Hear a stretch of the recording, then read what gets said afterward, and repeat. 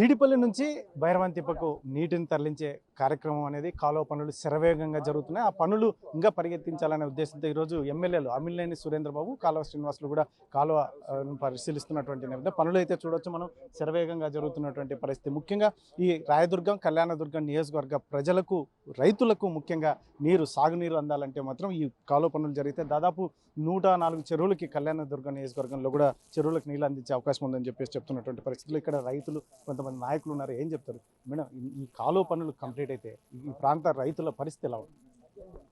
ఇక్కడ BTP project కనుక పూర్తి చేసుకోగలిగితే 114 చెరువులు నీళ్ళు అందించి ఇక్కడ ప్రజలంతా కూడా మంచి పంటలను పండించే అవకాశం ఉంటుంది. మరి వారు కూడా అధిక ఉద్యాన పంటలు ఏర్పాటు చేసుకొని మరి కరువు రహిత ప్రాంతంగా ఉండి ఈరోజు అందరూ కూడా ఆర్థికంగా నిలదొక్కునే పరిస్థితి ఉంటుంది. కాబట్టి ఇంత అవకాశం కల్పించిన మన గౌరవ ముఖ్యమంత్రులు నారా చంద్రబాబు నాయుడు గారికి, ఆర్థిక శాఖ మంత్రి వారికి మరియు ఇరిగేషన్ డిపార్ట్మెంట్ నిమ్మల రామానాయుడు గారికి, కాలు శ్రీనివాసులు గారికి, ముఖ్యంగా మా శాసనసభ్యులు అమిలినేని సురేంద్రబాబు గారికి, మా నియోజకవర్గ ప్రజలందరి తరపు నుంచి కూడా ప్రత్యేక ధన్యవాదాలు తెలియజేసుకుంటున్నాం సార్.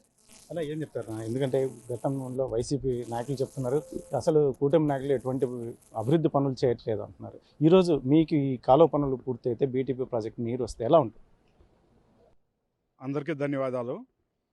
ఈరోజు కాలు శ్రీనివాస్ గారు ప్రభుత్వ వైపు గతంలో మంత్రిగా ఉండి శ్రీనివాస్ అన్నగారు ఈ ప్రాజెక్టు రావడానికి ముఖ్య కారణము.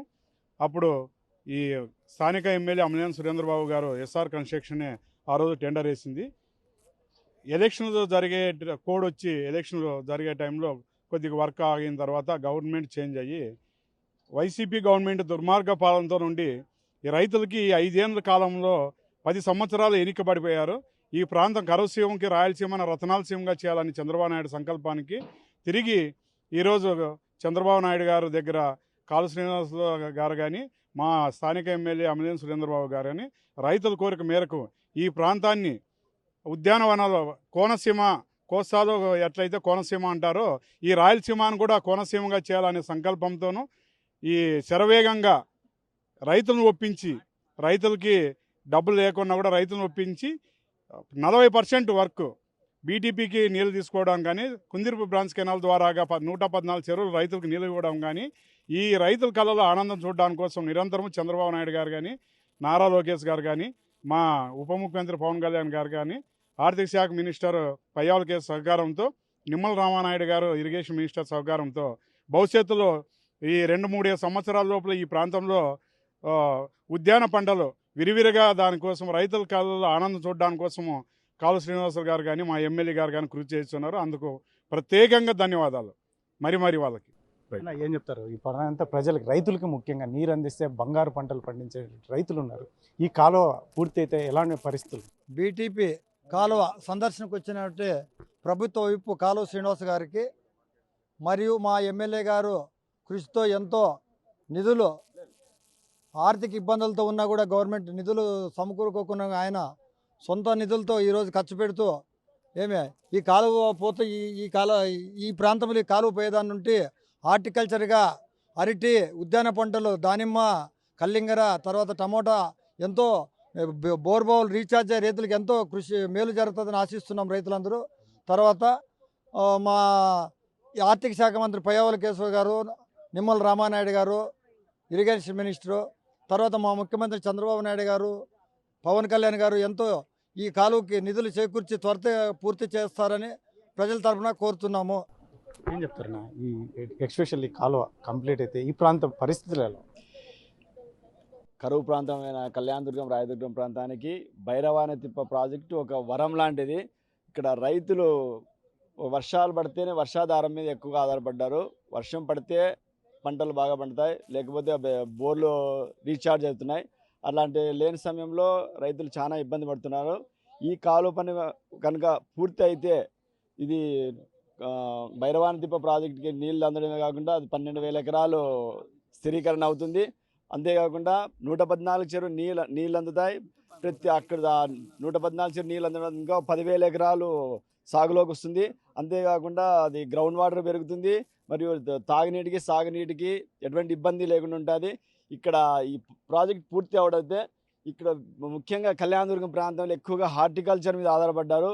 ఇది మన చంద్రబాబు నాయుడు చెప్పినట్టు రాయలసీమని హార్టికల్చర్ హబ్గా చేస్తామని ఏదైతే హామీ ఇచ్చారో ఖచ్చితంగా ఆ కళ మేము కళ్యాణదుర్గం ప్రాంతం నుంచే రైతుల ద్వారానే ఆ కళ నెరవేరుస్తామని ముఖ్యంగా మా అమలేని సురేంద్రబాబు, మా కళ్యాణదుర్గం అమలేని సురేంద్రబాబు గారు ఈ ప్రాజెక్ట్ని పూర్తి చేయడానికి చేస్తున్న కృషికి మేమందరూ మా తరఫున, మా రైతుల తరఫున, కళ్యాణదుర్గం ప్రాంత ప్రజల తరఫున, అందరి తరఫున ఆయనకి ప్రత్యేక ధన్యవాదాలు తెలుపుకుంటూ సెలవు తీసుకుంటాం. రైతుల పరిస్థితి ఎలా ఉంటుంది? రైతు బాగుపడతాం సార్, నీళ్ళు కాలువ వస్తాయి. మేము ఈ పొద్దు మేమే కాదు, సన్న బీదోళ్ళు సాదోళ్ళు కూడా బాగుపడతారు నీళ్ళు ఉంటే.